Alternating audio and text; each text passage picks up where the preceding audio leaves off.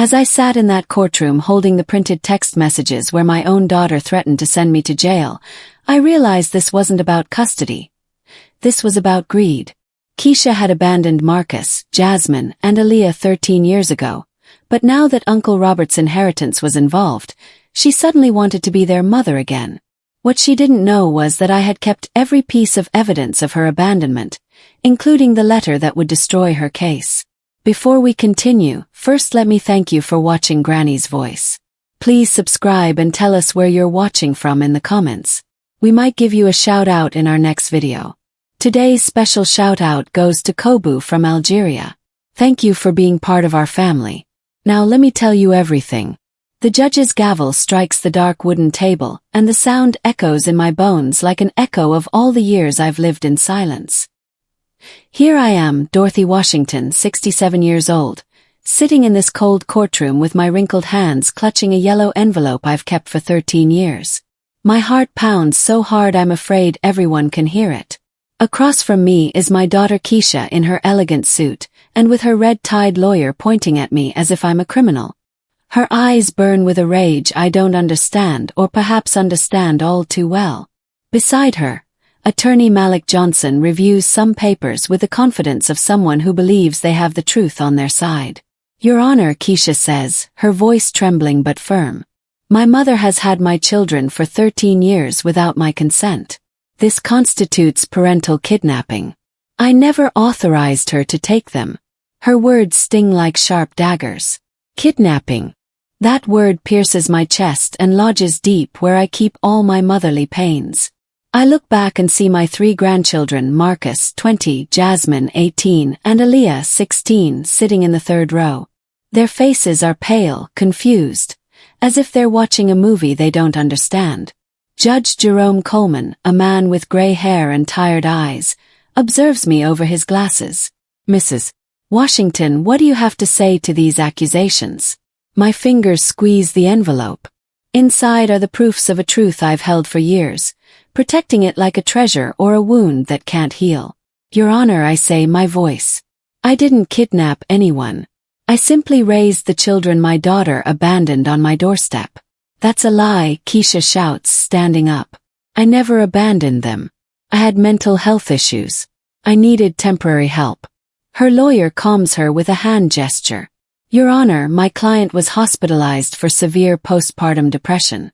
She needed urgent medical treatment.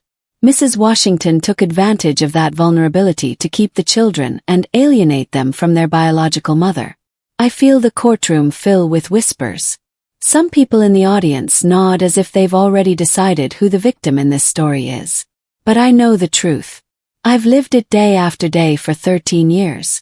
Early mornings, fevers, homework, and hugs when they cried, asking for their mom. Mrs. Washington, the judge says in a softer tone, I understand that caring for your grandchildren must have been difficult, but if the biological mother is requesting custody.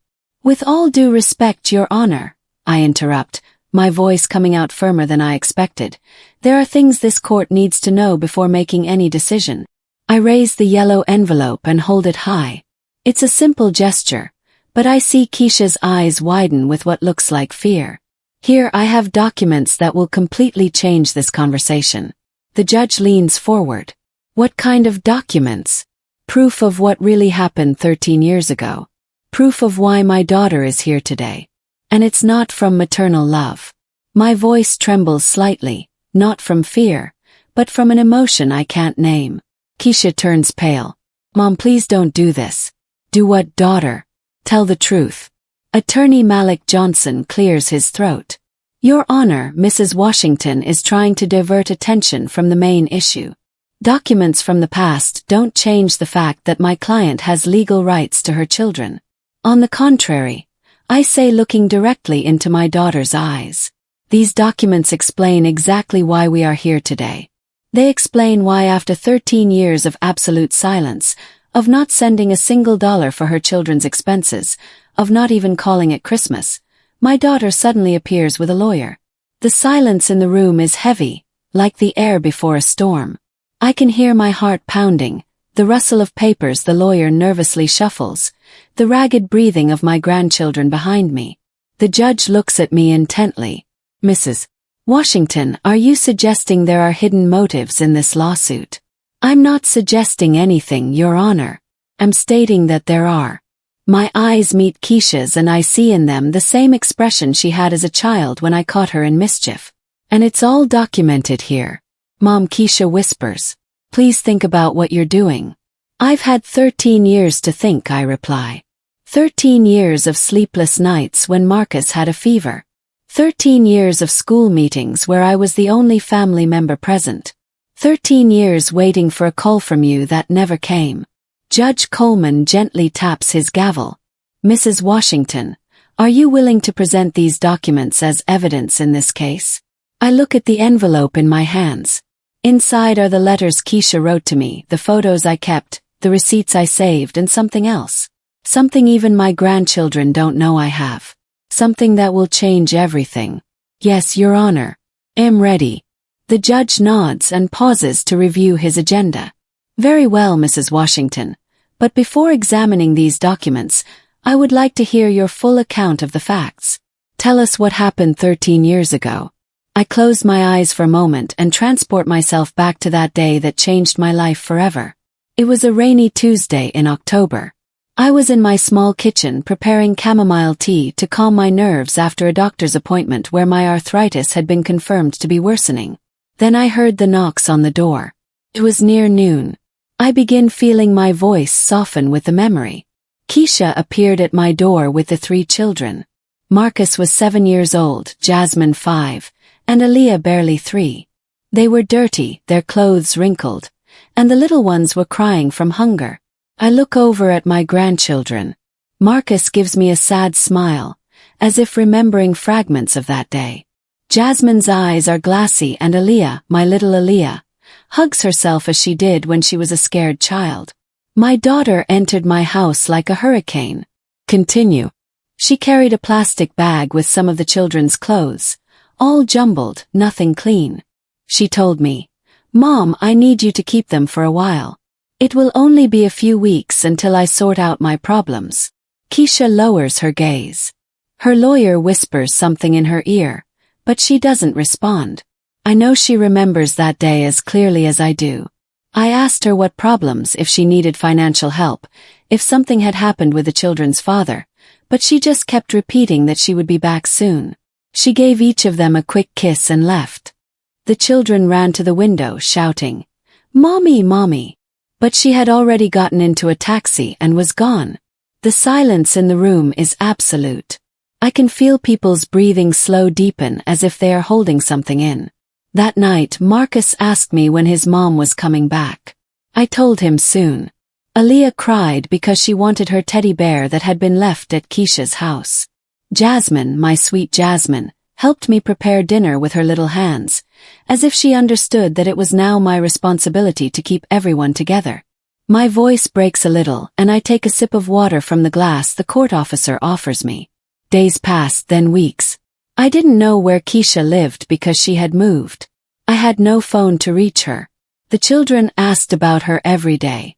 Marcus started wetting the bed at night. Jasmine stopped talking for almost a month and Aaliyah, my little Aaliyah, developed a cough that wouldn't go away. I watched Keisha shift uncomfortably in her chair. Her hands tremble slightly as she fiddles with a ring on her finger. I decided to enroll them in the school near my house. I needed their documents, their birth certificates.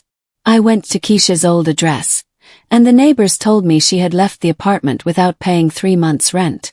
The landlady handed me a box of things my daughter had left behind, including some of the children's papers. Judge Coleman takes some notes. Did you try to report the situation to the authorities? Your Honor, I thought it was temporary. Keisha had had problems before, but she had never completely abandoned her children. I believed she would return. Besides, what was I going to say? That my daughter had left her children with me and wasn't coming back. That moment there was no crime. It was a mother who had left her children with their grandmother. I pause and look directly at Keisha. But months passed, then years. Marcus turned 8 and he asked if he could invite his mom to his party. I told him we would try to find her. Jasmine started first grade. And when the teacher asked about her parents, she pointed to me and said, "This is my mom, Dorothy." Tears threatened to fall, but I hold them back. It's not time to cry. It's time to remember. Expenses multiplied. My pension barely covered me alone. And suddenly I had to feed, clothe, and educate 3 children. I sold some jewelry I had saved. I took a job cleaning houses on weekends. A neighbor, Mrs. Lorraine Coleman, helped me by watching the little ones when I went to work. The judge looks up, hearing the name Coleman. "Any relation to me?" "She's my sister, Your Honor," I reply. "And she can testify about everything we went through those first few years." Keisha and her lawyer exchange worried glances. They hadn't expected this. When Aaliyah turned 5, we had a crisis. She got pneumonia and we had to hospitalize her. The doctors asked for health insurance, parental authorization, documents I didn't have. That's when I decided to go through the legal process to obtain temporary guardianship of the children. My voice grows firmer. I hired a lawyer with the few savings I had left. It cost me $800 I didn't have, but it was necessary. The lawyer tried to locate Keisha to notify her about the guardianship process. We published notices in the newspaper as required by law. No one responded. "Did you obtain legal guardianship?" The judge asks. "Yes, Your Honor. 10 years ago, this very court granted me legal guardianship of my 3 grandchildren. I have all the documents. For 3 years, the law required us to continue searching for the biological mother. She never appeared, never called, never sent a single dollar." Keisha stands up abruptly. "I was sick. I had depression. I couldn't take care of them in that state." "Please sit down," the judge orders firmly. Then he looks at me. "Continue, Mrs. Washington. The children grew up with me. Marcus graduated from high school with honors. Jasmine won poetry contests. Aaliyah learned to play guitar and formed a band at school. They went to therapy when they needed it. I took them to the doctor for vaccinations, to all their school events. I celebrated every birthday, every achievement, every important moment of their lives.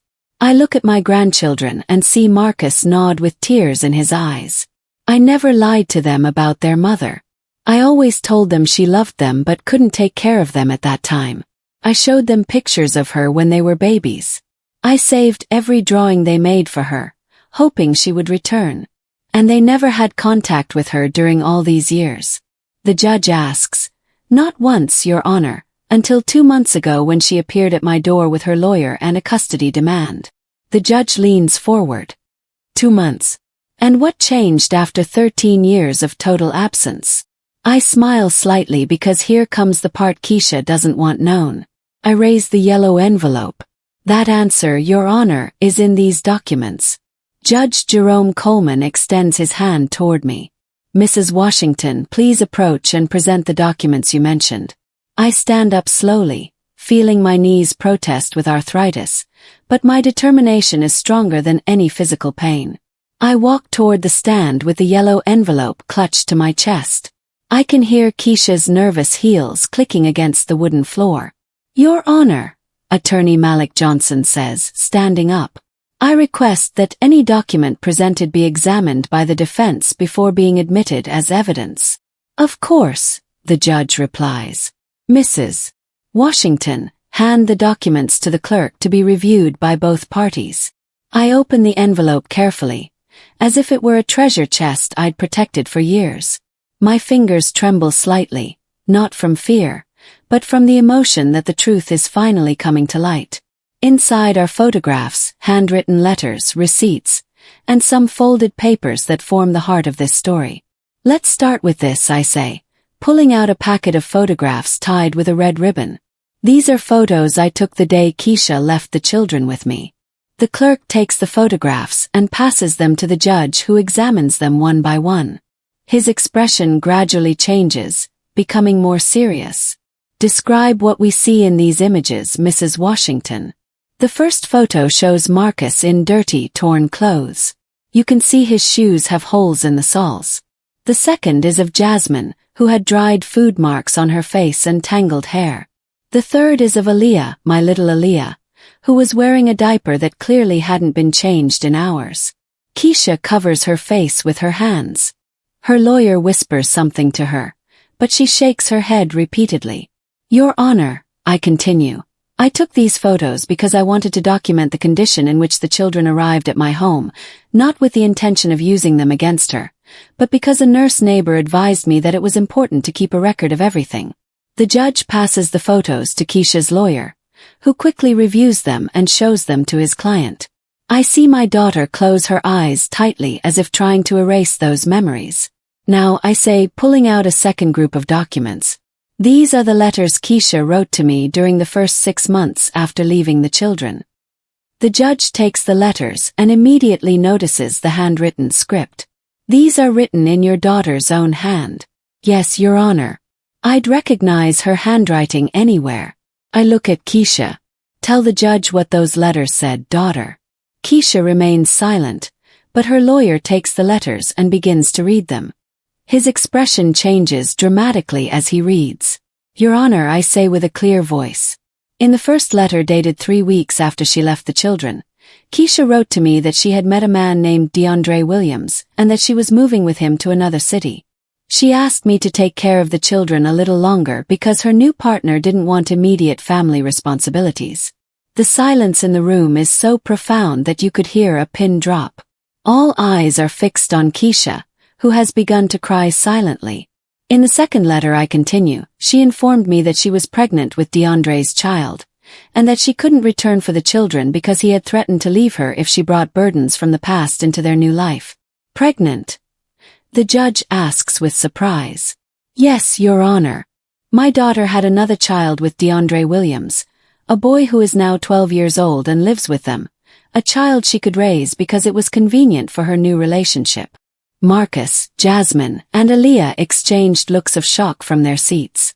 This information is new to them. I never told them they had a younger brother because I didn't want to hurt them more than they already were. In the third letter, my voice grows harder. Keisha asked me to sign some papers officially renouncing any claim to her so she could start a new life without legal complications. She offered me $500 for the expenses I had incurred with her children up to that point. Attorney Malik Johnson is pale. This information was clearly not part of the version his client had told him. And you signed those papers? The judge asked. No, Your Honor. I wrote back telling her I didn't want her money, but if she really wanted to disappear from our lives, she should do it completely. I told her not to contact us again until she was truly ready to be a mother. I pull another document from the envelope. This is her response to my letter, the last communication we had in 13 years. The judge reads the document and his expression hardens noticeably. Mrs. Washington, can you read aloud what this letter says? I take the paper with trembling hands, but my voice comes out firm and clear. Mom, it's fine. I won't bother you anymore. Take good care of the children because I have my own family now. If anyone ever asks, tell them their mom had to go far away for work. I don't want them to suffer anymore. Sincerely, Keisha. Tears stream down my grandchildren's cheeks. Marcus rises from his seat as if to approach me. But Jasmine stops him, taking his arm. Your Honor, I say, putting the letter away. For 13 years, I respected that decision. I never looked for my daughter. I never tried to contact her. I raised her children with love, with the few resources I had, hoping that someday she would mature and return for the right reasons. And why do you believe she has returned now? The judge asked. I smile sadly as I pull the last document from the envelope. Because 3 months ago, Your Honor, my brother Robert Washington, Keisha's uncle, who lived in Texas and had no children, passed away. The judge leans forward with renewed interest. And what does that have to do with this case? My brother, Your Honor, left a significant inheritance to each of his grandchildren, $50,000 in total for Marcus, Jasmine, and Aaliyah, respectively. Keisha sobs louder, and her lawyer seems to be considering abandoning the case. But the inheritance, I continue with a firm voice, can only be claimed by the children if they are under the custody of a direct relative, meaning their mother or their grandmother, and I, as their current legal guardian, had already initiated the procedures for them to access that money when they came of age. The judge looks at me intently. Are you suggesting that Mrs. Keisha Washington returned solely to gain access to her children's inheritance? I pull the final paper from the envelope. It's a copy of a legal document that was difficult to obtain. Your Honor, this is a private report I commissioned about my daughter's activities in recent months. It shows that exactly 2.5 months ago, she hired the services of attorney Malik Johnson and began investigating my brother's inheritance. Keisha's lawyer stands up abruptly. Objection. That investigation is private and illegal. It's completely legal, I reply calmly. I hired a licensed private investigator after my daughter suddenly appeared at my door with legal threats. I had every right to protect my grandchildren. The judge taps his gavel. Order in the court. He looks at me with an expression that mixes respect and curiosity. Mrs. Washington, is there anything else in that envelope the court should know? I look at the envelope, which now feels much lighter, but I know it still holds the most important secret of all. Yes, Your Honor, there's something else. Something even my grandchildren don't know yet. Judge Jerome Coleman adjusts his glasses and looks at me with an intensity he hadn't shown before. Mrs. Washington, what else does that envelope contain that you consider relevant to this case? My fingers search for the last document hidden at the bottom of the yellow envelope. It's a sheet folded several times, yellowed with time, but containing the most important words of this story.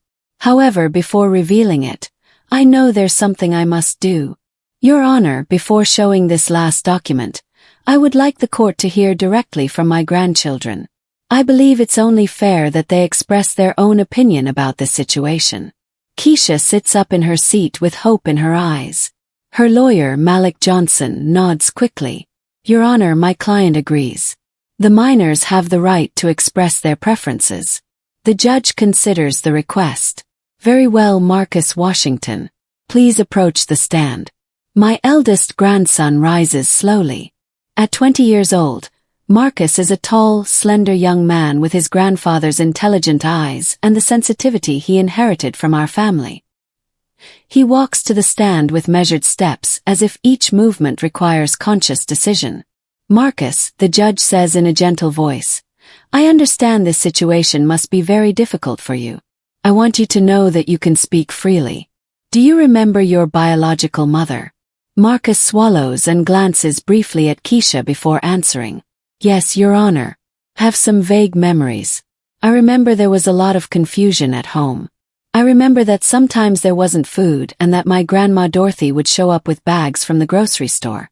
I remember the day we arrived at her house and she bathed us, gave us clean clothes, and made us chicken soup. And how do you feel about your mother's absence during these years? Marcus closes his eyes for a moment. Your Honor, for a long time I was angry. I didn't understand why my mom didn't come back. My school friends had parents who picked them up, who went to their soccer games, who helped them with homework. I had my grandma Dorothy, who worked 2 jobs to support us and still never missed a school meeting. I watch Keisha cry silently, but Marcus continues with a maturity that breaks my heart. When I turned 15, I stopped being angry. I understood that my grandma had sacrificed her peace of mind, her health, and her savings for us. I understood that she had no obligation to raise us, but she did it because she loves us. And now that your biological mother has returned requesting custody, how do you feel? Marcus looks directly at Keisha. Mom, if I can call you that, I'm glad to know you're doing well. I'm glad to know you were able to overcome your problems, but I can't pretend these 13 years didn't happen. I can't pretend it doesn't hurt to know you formed another family while we grew up wondering what we had done wrong. The silence in the room is absolute. Keisha sobs louder. Where would you like to live, Marcus? The judge asked. Your Honor, I'm already of legal age. I can legally make my own decisions, but if my answer can help protect my younger sisters, then the answer is clear. I want to stay with my grandma, Dorothy. She's the one who raised us, who loves us unconditionally, who never abandoned us. Marcus returns to his seat, and the judge calls Jasmine. My 18-year-old granddaughter walks to the stand with the grace that has always characterized her, but I can see the tension in her shoulders. Jasmine, you are also of legal age. What is your perspective on this situation? Jasmine takes a deep breath before speaking. Your Honor, I have some clearer memories than Marcus because I was a little older when we came to live with my grandma. I remember my biological mom cried a lot. I remember that sometimes she would stay in bed all day and we had to take care of ourselves. Keisha shouts from her seat. I was sick. I had postpartum depression. The judge silences her with a stern look. Please allow the young lady to finish. Jasmine continues. I understand you were sick, Mom, but I also remember the day we arrived at Grandma Dorothy's house. For the first time in a long time, someone asked us if we had eaten. Someone read us stories before bed. Someone told us everything would be okay. Tears run down my cheeks as I listen to my granddaughter's words. Grandma Dorothy took us to the psychologist when we had nightmares. She enrolled us in extracurricular activities so we wouldn't feel different from other children. When I was 14 and was diagnosed with juvenile diabetes, she learned about nutrition, about glucose measurement, about everything she needed to take care of me. The judge takes notes as Jasmine speaks. And regarding staying with your biological mother or your grandmother, Your Honor, my biological mom is a stranger to me. I know she shares my blood, but my Grandma Dorothy shared my childhood, my adolescence, my fears, and my dreams. The decision is easy. Finally, the judge calls Aaliyah. My youngest granddaughter, 16, approaches the stand with the determination that has always characterized her. She is the most physically similar to me, but she has a rebellious spirit that reminds me of Keisha when she was young. Aaliyah, you are a minor, but your opinion is very important to the court. What do you remember about your life before coming to live with your grandmother? Aaliyah looks at Keisha with an expression I can't decipher. Your Honor, I was very little, but I remember things. I remember being hungry. I remember crying and no one coming. I remember the smell of the house where we lived. A smell of sadness and abandonment. Keisha folds in on herself as if her youngest daughter's words were physical blows. But I also remember, Aaliyah continues, the first day at Grandma Dorothy's house. I remember she gave me a warm bath and put me in clean pajamas that smelled like fabric softener. I remember she made me warm milk with honey before bed and sang me a lullaby. Would you like to get to know your biological mother better? The judge asks. Aaliyah thinks for a moment. Your Honor, I'm not going to lie. I'm curious to meet the woman who gave me life, but I'm also scared. Scared that she'll leave again. Scared that her promises are like the ones she made 13 years ago. And where do you feel safest? With my Grandma Dorothy, Your Honor, she has never failed me, never lied to me. When I asked her why my mom had left, she didn't invent pretty stories. She told me the truth that sometimes adults make difficult decisions and that she loved me enough to stay. Aaliyah returns to her seat and the judge addresses me again. Mrs. Washington, your grandchildren have been very clear in their preferences. Is there anything else the court should know before making a decision? I look at the yellow envelope in my hands and then I look at my 3 grandchildren. They have been brave in speaking their truth. Now it's my turn to be brave with mine. Yes, Your Honor. There's something else. Something that will completely change the perspective of this case. I pull the last document from the envelope. It's a sheet I've folded and unfolded so many times that the crease lines are permanent. This is a document I found 2 years ago among the things Keisha abandoned in her apartment.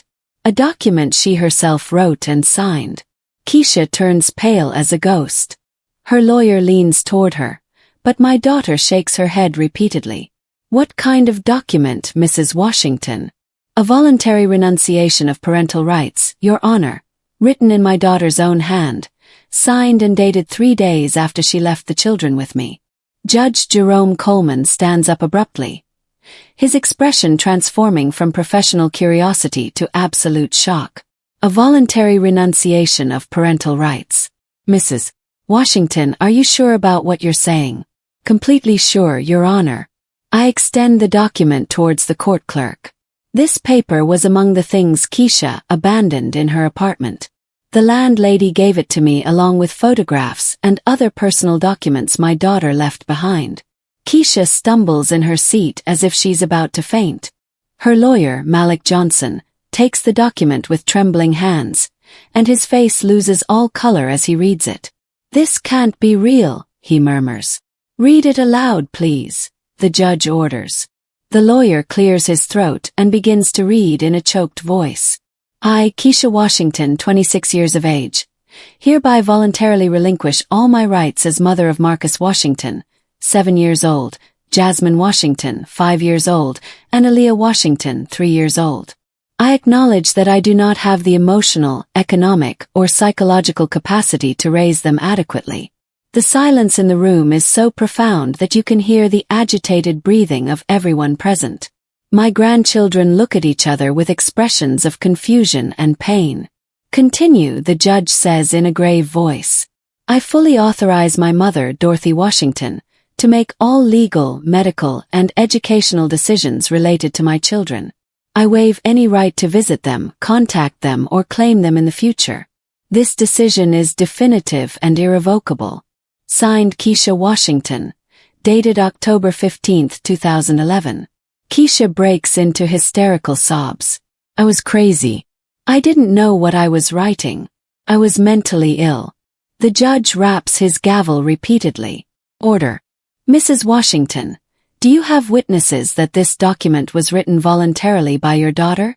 "Yes, Your Honor. The landlady of the building where Keisha lived, Mrs. Beverly Johnson, can testify that my daughter asked her for paper and a pen to write an important letter 3 days after leaving the children. She can also confirm that Keisha was conscious and coherent during those days." Attorney Malik Johnson whispers urgently to his client, but Keisha continues to sob uncontrollably. "Furthermore," I continue, "there's something else the court should know. Something I discovered only 2 weeks ago that explains why my daughter returned exactly now." All eyes are fixed on me. I can feel the tension in the room intensify. "Your Honor, I hired the private investigator not only to learn about my daughter's recent movements, but also to fully understand her current situation. What we discovered is revealing." I pull a small folder from my purse. Keisha and her partner DeAndre Williams are facing a severe financial crisis. 6 months ago, DeAndre lost his job. 4 months ago, they received an eviction notice from their home.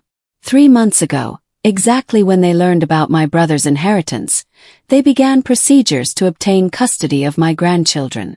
Keisha lifts her head, her eyes red from crying. "Mom, please let me finish, daughter." My voice is firm but not cruel. "The investigator also discovered that you and DeAndre have been living on loans and credit cards. You owe more than $30,000 in accumulated debt. The judge reviews the documents I've provided. And you believe that your grandchildren's inheritance is the solution they're seeking for their financial problems." "I don't believe it, Your Honor. I know it." I look directly at Keisha because a week ago, my daughter called me on the phone for the first time in 13 years. The surprise in the room is palpable. Even my grandchildren look at me in astonishment because I hadn't told them about this call. "And what did she say in that call?" the judge asked. "She told me she had matured, that she had overcome her problems, and that she wanted to get her children back. When I asked her why after so long, she said she had been saving money to offer them a better life." Pause dramatically. "Then I asked her about my brother's inheritance. There was a long silence and then she said, 'Mom, that money belongs to my children. I just want to make sure they receive it when the time is right.' And what did you reply?"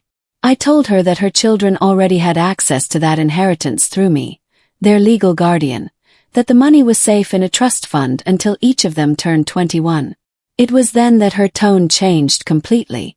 Keisha covers her face with her hands, knowing what's coming. She told me that as their biological mother, she had more right to manage that inheritance than I did. She told me she had consulted with a lawyer and could legally fight for custody. "She threatened me, Your Honor." The judge leans forward. "How did she threaten you?" "She told me that if I didn't voluntarily transfer custody and control of the inheritance, she would accuse me of kidnapping. She told me she had witnesses who could testify that I had intentionally alienated the children from her. She told me that a judge would always favor a biological mother over a grandmother." Marcus suddenly stands up from his seat. "Grandma, why didn't you tell us she threatened you?" "Because I didn't want you to worry more than necessary. I reply softly. And because I knew the truth would come out at the right time. The judge raps his gavel. Young man, please take your seat. Then he looks at me. Mrs. Washington, do you have that phone conversation recorded? No, Your Honor, but I have something better. I smile slightly. After that call, my daughter sent me several text messages where she repeated her threats. Messages that are saved on my phone and that I have printed for the court. I pull out the message printouts and hand them to the clerk. The judge reads them in silence, his expression growing more severe with each message. Can you read some of these messages to the court? The judge asked. I take the printouts and read in a clear voice. Message from July 18th. Mom, think it over carefully. I'm the biological mother and any judge will side with me. Don't make this more difficult than it needs to be. Continue. Message from July 20th. I've been talking to my lawyer. He says what you did could be considered parental kidnapping. You could go to jail. And the last message. My voice grows firmer from July 22nd. Mom, if you give me custody voluntarily, we can reach an agreement on the inheritance. 50/50ths. You keep half for having taken care of them. I keep half because I'm their mother. But if you force me to go to trial, I get everything. The judge places the documents on his desk and looks directly at Keisha. Mrs. Washington, do you confirm that you sent these messages? Keisha sobs, unable to articulate a word. Her lawyer looks completely defeated. Your Honor, I say softly. I want to make it clear that I'm not seeking revenge against my daughter. I understand that she went through difficult times when she was young. I understand that early motherhood and mental health problems can lead to desperate decisions. I look at Keisha with sadness, but also with determination. But what I cannot accept is that after 13 years of total absence, after having formally relinquished her rights as a mother, after having formed a new family and completely forgotten about these children, she now returns only because money is involved. What do you request from the court? The judge asked. That my permanent legal guardianship over my minor grandchildren be confirmed, that my daughter's custody demand be completely rejected, and that a restraining order be issued preventing Keisha from approaching the children unless they, when they are of legal age, voluntarily decide to have contact with her. Keisha shouts from her seat. You can't take my children away from me forever. I turn to her with an expression that mixes pain and firmness. Daughter, you yourself gave them up 13 years ago. I'm not taking anything from you. I'm just protecting what you abandoned. The judge declares a 30-minute recess to review all the documentation presented. The courtroom partially empties, but I remain seated in my place, holding my purse against my chest as if it were a protective shield. My grandchildren approach me, surrounding me with their arms in a silent embrace that speaks more than 1,000 words. Grandma, Aaliyah whispers. Why did you never tell us she had given us up in writing? Because I wanted you to have the opportunity to form your own opinion about your mother when you were old enough to understand. I reply, stroking her hair. I didn't want you to grow up with hatred in your hearts. Marcus squeezes my hand. But you lied to us all these years when you told us maybe she would come back. I didn't lie, my love. There was always the possibility that she would mature and return for the right reasons. I held on to that hope for a long time. I looked to where Keisha is sitting with her lawyer talking in desperate whispers. But when she called me a week ago, I knew immediately that she hadn't returned for you. She had returned for the money. Jasmine sits next to me.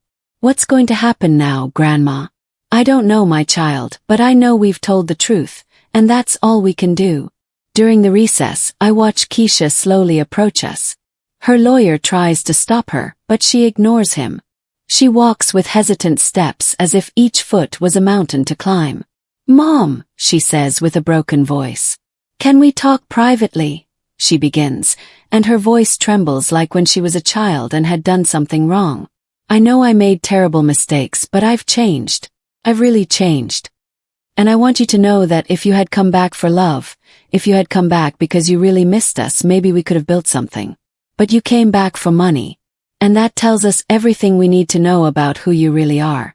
The judge gently taps his gavel. Hereby, this court rules the following.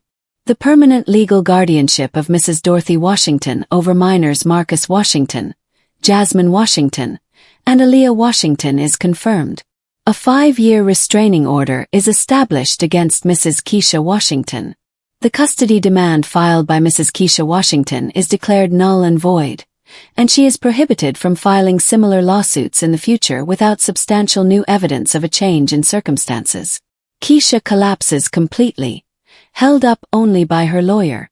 "Mom," she whispers, "will you ever be able to completely forgive me?" I walk towards her slowly, feeling the weight of all these years on my shoulders. When I reach her side, I place my hand on her tear-streaked cheek. "Keisha, I forgave you a long time ago. But forgiveness doesn't mean I can allow you to hurt these children again. They have suffered enough. What am I going to do now?" she asks in a lost little girl's voice. "You're going to go back home. You're going to take care of the child you have. You're going to work on yourself, on being a better person. And perhaps someday in the future when you have truly changed, my grandchildren will decide for themselves if they want to meet you.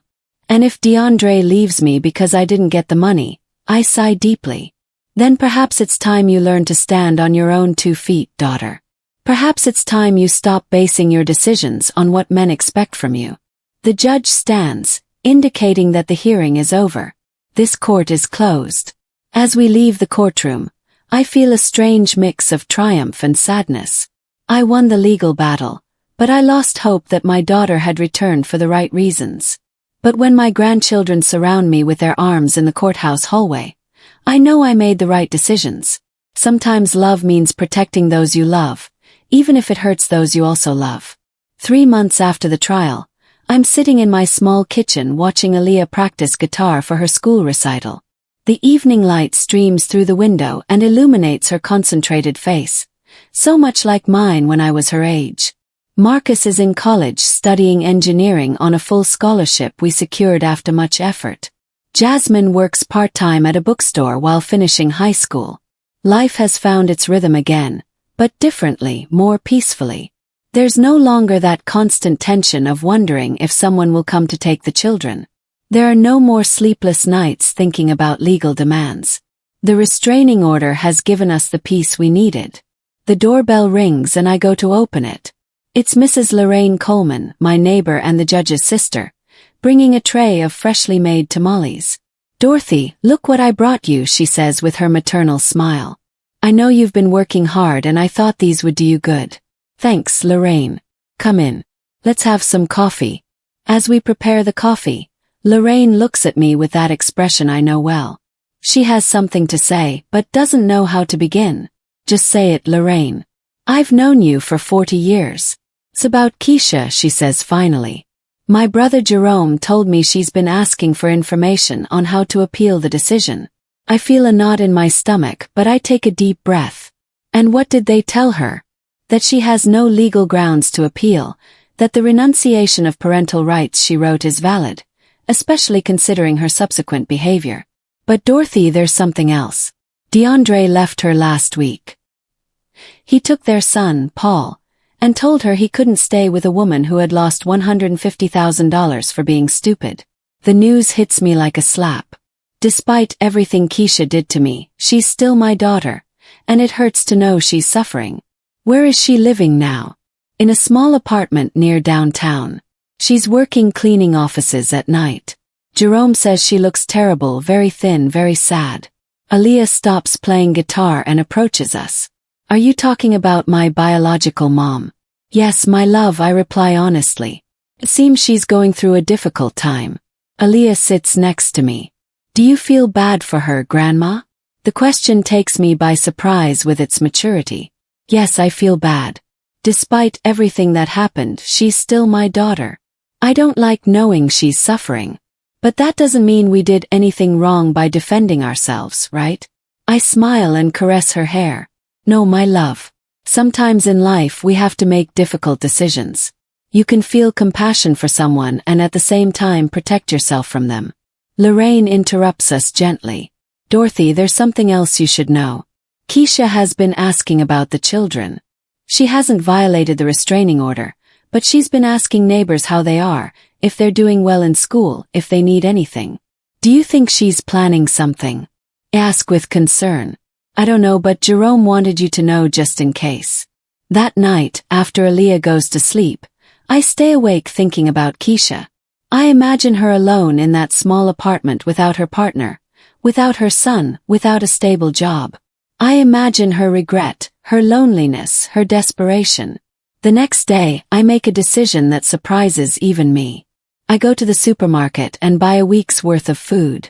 Rice, beans, chicken, vegetables, bread, milk. I pack it all into bags and drive to the address Lorraine had given me. The building is old and run down. I climb the stairs to the 3rd floor and knock on the door of apartment 3B. I hear slow footsteps and then Keisha's voice through the door. Who is it? It's me, Keisha, your mom. There's a long silence, then the sound of bolts opening. The door opens and I see my daughter. Lorraine was right. She looks terrible. She has lost a lot of weight. She has deep dark circles under her eyes and her clothes are clean but very worn. Mom, she whispers as if she can't believe I'm there. What are you doing here? I brought you some things, I say, lifting the bags. May I come in? She steps aside and I enter the apartment. It's small but clean. An old sofa, a kitchen table with 2 chairs, a small television. On the table are stacked unpaid bills. Why? She asks as I put the bags in the kitchen. Because you're my daughter, I reply simply. Because despite everything that happened, I can't see you go hungry. Keisha collapses on the sofa and breaks into tears. Mom, I lost everything. DeAndre took Paul. He told me I was a loser, that I had had the opportunity to get easy money and had ruined it by being sentimental. I sit next to her. And what did you tell him? Nothing. I didn't say anything because I knew he was right. I'm a loser. I lost my first children. I lost the inheritance. I lost Paul. I lost my house. Keisha, I say in a soft but firm voice. You didn't lose your first children. You abandoned them. There's a difference. She looks at me with eyes swollen from crying. You're always going to remind me of my mistakes. I'm not going to remind you, but I'm also not going to let you rewrite history. If you really want to change, you have to start by accepting the truth of what you did. And what truth is that? I stand up and walk to the window overlooking the street. That you had 3 beautiful children and you abandoned them because they weren't convenient for your new relationship.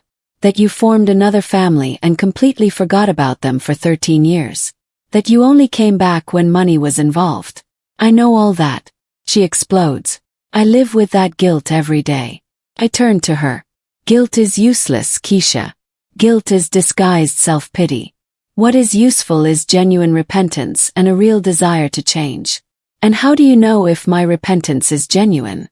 Because if it were genuine, you wouldn't have come back asking for custody. You would have come back asking for forgiveness. You would have come back asking how you could help, not what you could get. Keisha remains silent for a long time. Finally she asks, is there any way I can ever meet my children again? Maybe, I reply. But it would have to be on their terms when they are ready, if they ever are. And in the meantime, work on yourself. Get psychological help. Find a stable job. Learn to live alone without depending on a man. Become the woman you would have wanted their mother to be. I walk towards the door. The food will last you a week. After that, you'll have to manage on your own. Will you visit me again? She asks in a small voice. I don't know, Keisha. That depends on you, on the decisions you make from now on. I leave the apartment feeling strange. I don't know if I did the right thing by coming here, but I know I couldn't let my daughter go hungry, no matter what she had done. When I get home, Marcus is in the kitchen studying. He looks up when I enter. Grandma, where were you? I was looking for you. I went to see your biological mom, I tell him honestly. His expression changes immediately. Why? Because she's hungry and she's still my daughter. Marcus closes his books and looks at me seriously. Grandma, I hope that doesn't mean you're going to let her back into our lives. No, my love. It means I'm capable of feeling compassion without compromising our safety. He nods slowly. Do you think she'll ever really change? I don't know, I reply honestly. But if she does, it will be because she decided to change, not because we pressured her or rescued her. That night, as I prepare for bed, I think about the lessons this experience has taught us. Sometimes the truest love is the one that sets boundaries. Sometimes protecting those you love means saying no to those you also love. And sometimes, just sometimes, justice isn't revenge. Justice is simply allowing the natural consequences of someone's decisions to manifest while you choose love over resentment. 1 year after the trial, I'm sitting in my garden watching the tomatoes I planted in spring grow. Marcus graduated with honors from college and got a job at an engineering firm. Jasmine was accepted into college with a partial scholarship. Aaliyah, now 17, leads her school's band. Uncle Robert's inheritance remains untouched in their trust accounts, waiting for each of them to turn 21. But most importantly, my grandchildren have flourished without the constant shadow of fear of abandonment. Mrs. Lorraine arrives with news. "Dorothy, I have to tell you something about Keisha." "What happened now?" Ask, mentally preparing myself. "She enrolled in psychological therapy. She's been attending religiously for 6 months. Jerome told me she's paying for the sessions herself with her cleaning job. The news genuinely surprises me. And there's more. She got a day job as a receptionist at a medical clinic. She no longer cleans offices at night. She looks better, more stable. Has she asked about the children?" "No. In fact, they told her you had visited her. And she replied that her mom had already done enough for her, that now it was her turn to prove she could change without help. I feel strangely proud of my daughter for the first time in years." That afternoon, Aaliyah comes home from school with a thoughtful expression. "Grandma, can I ask you something?" "Always, my love." "Do you think I'll ever want to acknowledge my biological mom?" The question doesn't surprise me. I knew this moment would eventually come. "I don't know, Aaliyah. It's a decision only you can make when you're ready. Would you be upset if someday I decided to meet her?" "No, my love. I would be proud of you for making your own decisions as a responsible adult. And if I decided never to meet her, I would be proud of that too. The decision is completely yours." That night, as I prepare dinner, I reflect on everything we've lived through. For years, I held resentment towards Keisha. Resentment for leaving me with a responsibility that wasn't mine. Resentment for forgetting about her children. Resentment for coming back only for money. But now, after all this time, I realized that resentment was a chain that tied both her and me. When I let go of it, I freed myself. Last week, Jasmine turned 19. During the celebration, she told me something that filled my heart. "Grandma, thank you for saving us, but more than that, thank you for teaching us that true love doesn't abandon." Marcus, now 21, has full access to his inheritance. The first thing he did was set aside $10,000 for me. "For everything you spent on us all these years," he told me. I accepted the money, not because I needed it, but because it was important for him to give it to me. Sometimes I wonder what would have happened if Keisha had come back for the right reasons. If she had come asking for forgiveness instead of demanding custody, if she had shown genuine repentance instead of legal threats, maybe we would have found a way to coexist. Maybe we would have been able to build something resembling an extended family. Maybe my grandchildren would have had the opportunity to meet their biological mother under healthy circumstances. But life isn't about maybe. It's about the decisions we make with the information we have at the moment we have it. I chose to protect 3 abandoned children. I chose to love them unconditionally when their own mother couldn't. I chose to sacrifice my peace of mind and my resources to give them stability. And when it came time to defend them, I chose to fight for them with all my strength. I regret none of those decisions. Today, as I watch Aaliyah practice guitar, Jasmine study for her college exams, and Marcus plan his professional future, I know I made the right decisions. They are responsible, empathetic, hard-working adults. They are good people who contribute positively to the world. They are living proof that unconditional love and firm boundaries can coexist. Sometimes people ask me if I hate Keisha for what she did. The answer is no. I don't hate her, but I don't excuse her either. I understand she was young when she had her children. I understand that motherhood can be overwhelming. I understand that we all make mistakes, but I also understand that some mistakes have permanent consequences. And choosing to abandon your children isn't a mistake. It's a decision that defines who you are as a person. Keisha chose her new life over her children. I chose those children over my comfort. We both live with the consequences of our decisions. The difference is that I can sleep peacefully at night knowing that I always put the children's well-being first. She will have to live forever knowing that she abandoned them when they needed her most. If there's one lesson in all this, it's that justice doesn't always come in the form of punishment. Sometimes justice is simply each person receiving exactly what their actions deserve.